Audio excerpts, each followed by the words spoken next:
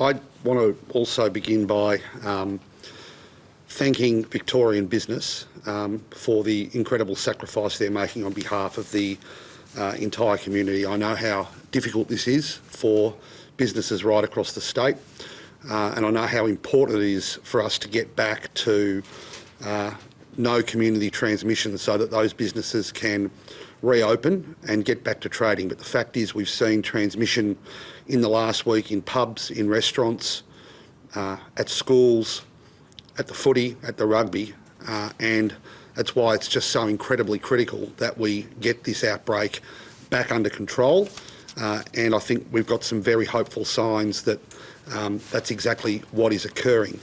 But we need to get that right so that businesses can get back to trading. And I know how absolutely crucial it is to them that they're able to do that. In terms of the extended business support that we're announcing today, we're announcing an additional $282.5 million in new cash grants for businesses affected by the 7-day lockdown extension. That brings to $484 million the total support for businesses and sole traders over the 12 days of this lockdown period. And when you factor in the May-June lockdown, it's just under $1 billion. On Monday and Tuesday, 86,000 businesses received payments of $3,000 through the Licensed Hospitality Venue Fund or $2,000 through the Business Cost Assistance Program. That went directly into bank accounts without any application process. And the support that we're announcing today will likewise be automatically paid as a top-up.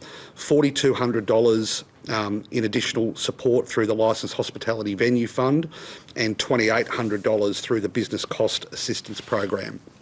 I want to make a comment about those businesses that either didn't choose to apply during the May-June lockdown or had been ineligible but have since become eligible. For instance, they've registered for GST. They'll be welcome to apply for all of the July lockdown support, and their applications will be considered outside that automatic top-up process.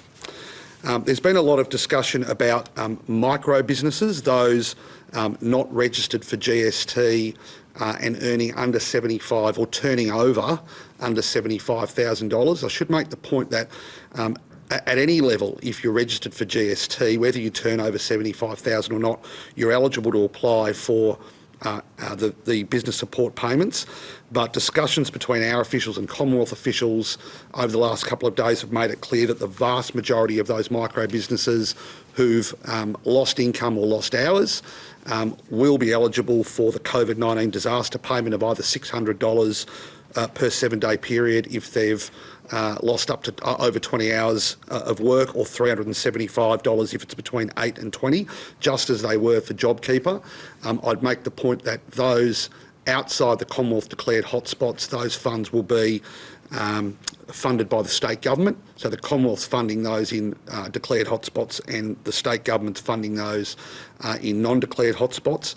In addition, we will create a concierge service through Business Victoria so that any of those micro businesses who are having difficulty accessing that Commonwealth support, and I think the eligibility criteria went up online today from the Commonwealth, will provide a concierge service to help those businesses apply for those funds. And as part of that process, we'll obviously be able to identify anyone that might slip through the cracks, and we'll be able to assess those on a case-by-case basis. We're also announcing extra support for alpine businesses.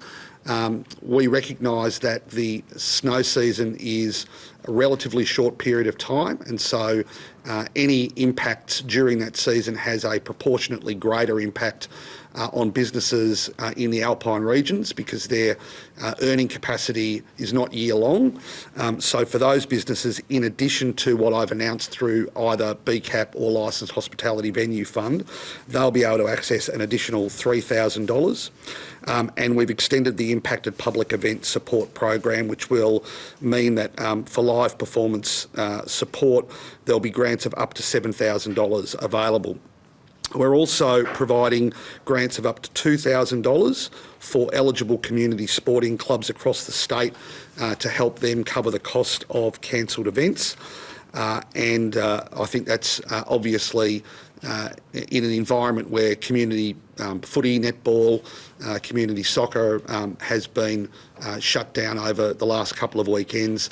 That's an opportunity for those community sporting clubs to recoup some of those costs. That means the total support throughout the pandemic for business by the government is now in the vicinity of $7 billion. I understand that for businesses that are doing it really tough, every bit of support is important, but it also doesn't cover all of their losses. That's acknowledged and understood by the government, but we've provided $7 billion worth of support throughout this pandemic. We'll continue to support businesses as the need arises. Both the Health Minister and I are profoundly hopeful that we don't have to go through this again, but we recognise that this is a very dynamic environment, and in the event of any future need for support, that the government stands ready, willing and able to provide that support where necessary.